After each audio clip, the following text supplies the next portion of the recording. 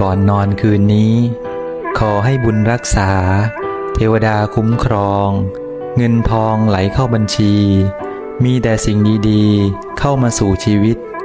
ให้หลับเป็นสุขตื่นเป็นสุขจงทุกท่านทุกประการเทินสิทธิกิจจังสิทธิกัมมังขอให้กิจการงานสำเร็จสิทธิการิยะตถาคโตขอให้การกระทำทุกอย่างจงสำเร็จสิทธิเตโชชโยนิจจังขอให้มีอำนาจที่ยั่งยืนสิทธิลาโภ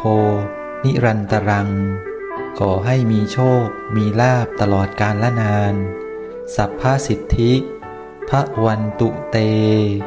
ขอความสำเร็จทั้งหลายทั้งปวงนี้จงมีแก่ทุกท่านเทอญ